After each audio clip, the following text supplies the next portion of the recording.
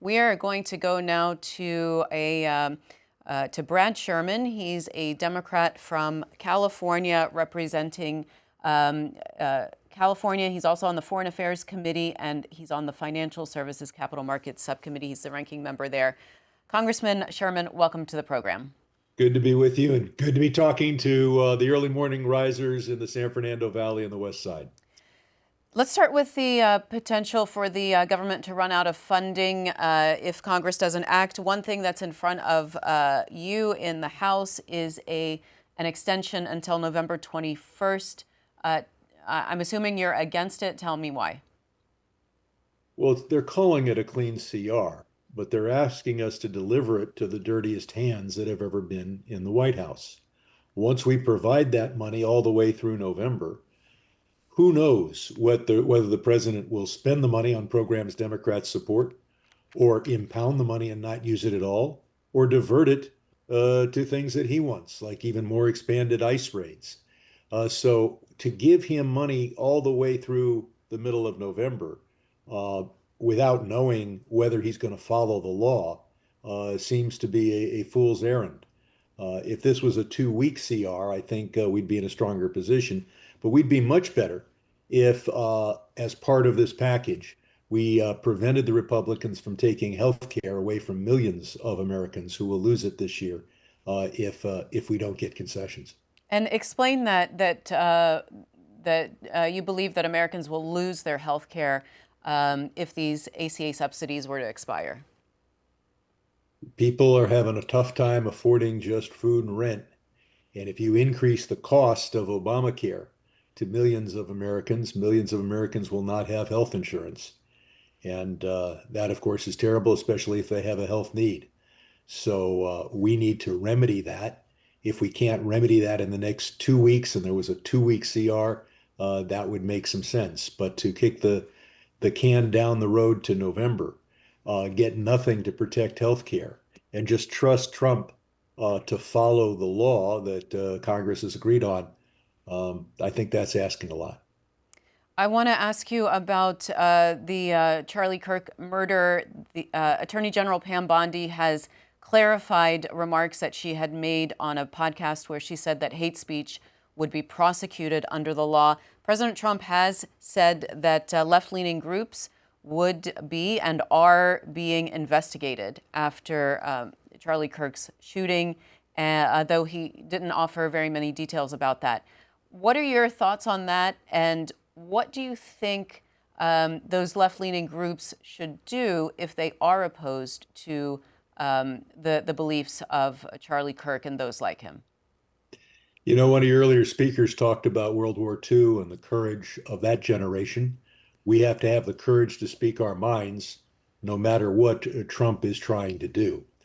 And the idea that you're going to prosecute people for hate speech, watch an hour of your own show and see if one of your callers doesn't seem to hate one side or the other, at least in the view of the other side. Because not only is Trump saying prosecute hate speech, he's saying prosecute hate speech as he defines it. So anybody that doesn't think that his marriage with Melania is the model of loving marriages that we should all follow gets prosecuted. And what do you think should be done about that? We should have a First Amendment. We should have a court that will enforce it. We should elect a president who respects it. Turning to the Federal Reserve meeting that is happening today, a rate cut is expected. What do you make of where interest rates are and where you would hope that they would go?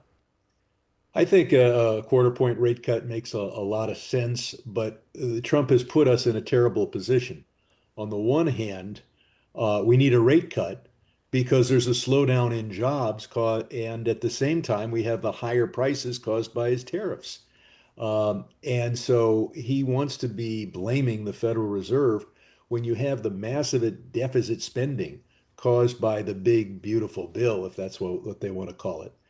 And you have the tariffs. You've got a situation where there is no perfect interest rate. And we're going to suffer from both inflation and from fewer jobs and fewer raises than we'd want to see.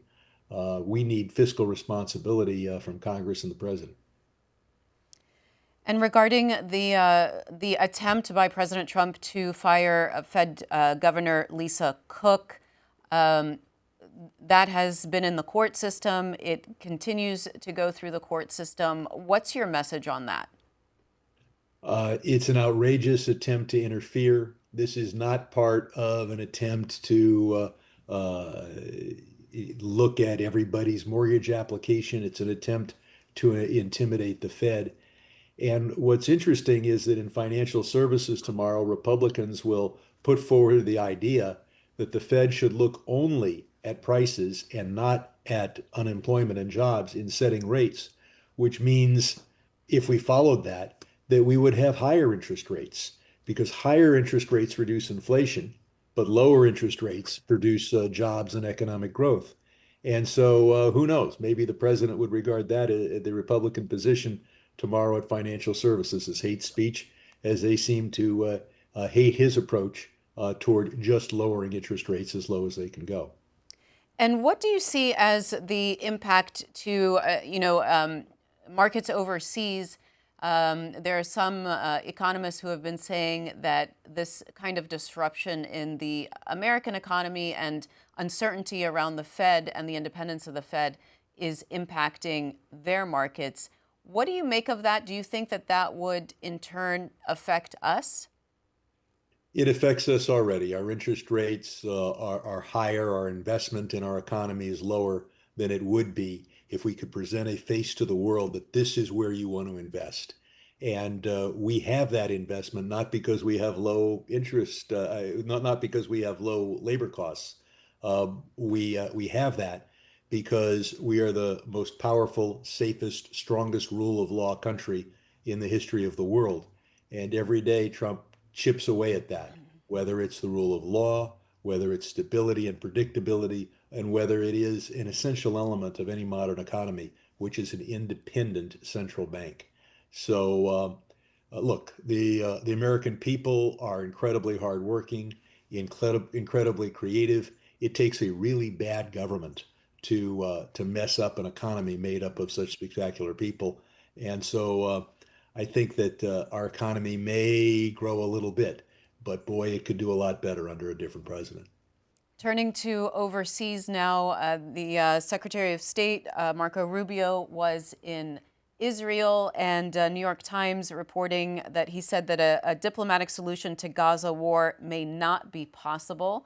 That seems to contradict President Trump's belief that a diplomatic solution is possible. Where do you come down on that? A diplomatic solution is how every war ends virtually. Um, we need to have Hamas be willing to depart the area and to turn over security to an Egyptian army, a Gulf peacekeeping force, and of course, we need to free all the hostages. Uh, I hope we can get there.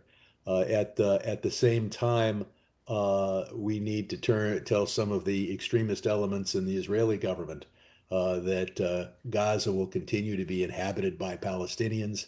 It's not a place for Israelis to move, and those Palestinians should have security taken care of by a force that speaks their language. Do you still believe a two-state solution is possible? I believe nothing else is possible, but I think a two-state solution is a long way away. And clearly, it meets the needs of both peoples. It doesn't always meet the needs of extreme politicians. All right, that's Representative Brad Sherman, a Democrat of California, member of the Foreign Affairs Committee, and also ranking member of the Financial Services Capital Markets Subcommittee. Thanks so much for joining us today. Good to be with you.